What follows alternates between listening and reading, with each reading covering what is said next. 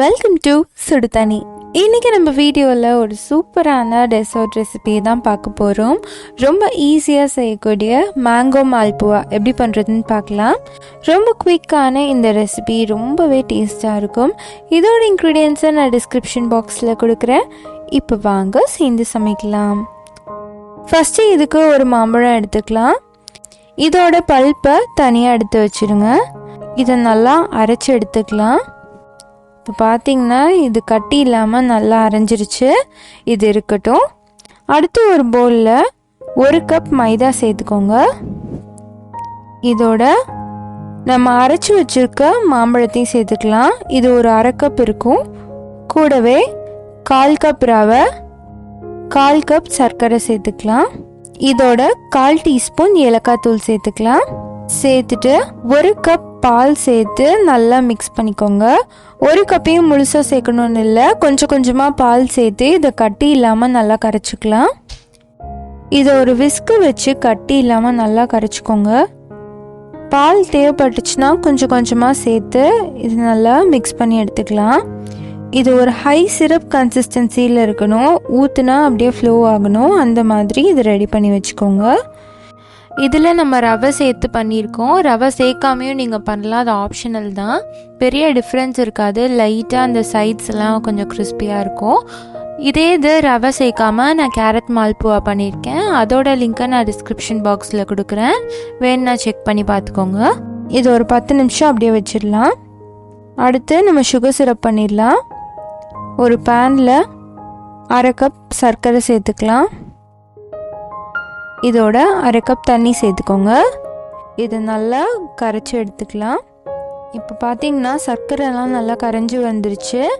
இதில் கொஞ்சமாக குங்குமப்பூ சேர்த்துக்கிறேன். இது ஆப்ஷனல் தான். கூடவே ஒரு 4-5 சொட்டு லெமன் சேர்த்துக்கோங்க. லெமன் சேர்த்தா தான் உங்களுக்கு அது கிறிஸ்டலைஸ் ஆகாமல் இருக்கும்.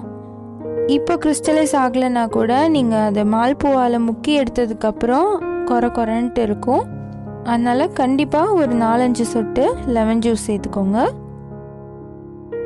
இது தொட்டு பார்த்தீங்கன்னா நல்லா பிசு பிசுன்னு வரும். அந்த பதத்தில் இது ரெடி பண்ணி வச்சுக்கோங்க. இது ரொம்ப திக்காக இருந்துச்சுன்னா மால்புவாவில் ஊறாது, உள்ள ஜூஸ் இறங்காது. இதை ஆஃப் பண்ணி தனியாக வச்சிடலாம்.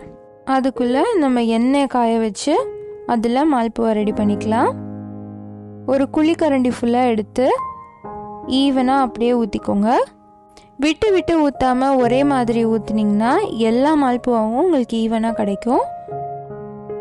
போட்ட கொஞ்ச நேரத்துலேயே இது அப்படியே மிதந்து வரும். கொஞ்ச நேரத்துலேயே இதை இன்னொரு சைடும் திருப்பி போட்டு குக் பண்ணி எடுத்துக்கலாம். நல்லா பொங்கி சூப்பராக வருது பாருங்கள். இது அப்படியே மேங்கோ டேஸ்ட்லேயே இருக்கும். ரொம்பவே சூப்பரான ஒரு டிஷ். இப்போ பார்த்திங்கன்னா இது 2 சைடும் நல்லா வெந்துருச்சு. இதை நம்ம எடுத்துடலாம். இது எடுக்கும் போது உள்ளே கொஞ்சம் எண்ணெய் இருக்கும். அதனால் 2 கரண்டியை வச்சு நல்லா அமுத்தி விட்டுக்கோங்க. இப்படி பண்ணும் போது எக்ஸஸ் ஆயிலெலாம் வந்துடும். இப்போ பார்த்திங்கன்னா இது ரெடியாக இருக்குது. இதை நம்ம ஜீராவில் போட்டுடலாம். நம்ம செஞ்சு வச்சுருக்க சர்க்கரை பாகில் இதை ஒரு 30 செகண்ட் முன்னாடியும் பின்னாடியும் நல்லா பெரட்டிக்கோங்க. சூட்டோடு போடுறதுனால நல்லா உங்களுக்கு அப்சர்வ் ஆகிடும். 2 சைடும் நல்லா ஜீரா படுற மாதிரி போட்டுக்கோங்க. இப்போ பார்த்திங்கன்னா இது சூப்பராக ரெடி ஆகிடுச்சு. நம்மளோட மேங்கோ மால்புவா செம்மையாக ரெடி ஆகிடுச்சு. இது அப்படியே மேங்கோ ஃப்ளேவரில் ரொம்பவே அருமையாக இருந்துச்சு. குழந்தைங்கள்லேருந்து பெரியவங்க வரைக்கும் எல்லாருக்குமே ரொம்ப பிடிக்கும். அவ்வளோ ஒரு சூப்பரான ரெசிபி. கண்டிப்பாக மிஸ் பண்ணாமல் ட்ரை பண்ணி பாருங்கள். இந்த டிஷ்ஷை நீங்கள் ட்ரை பண்ணி பார்த்தீங்கன்னா எப்படி இருந்துச்சுன்னு கமெண்ட் பண்ணுங்கள். இந்த வீடியோ உங்களுக்கு பிடிச்சிருந்தா லைக் பண்ணுங்கள். சுடுதண்ணி சேனலை சப்ஸ்கிரைப் பண்ணுங்கள். தேங்க்யூ.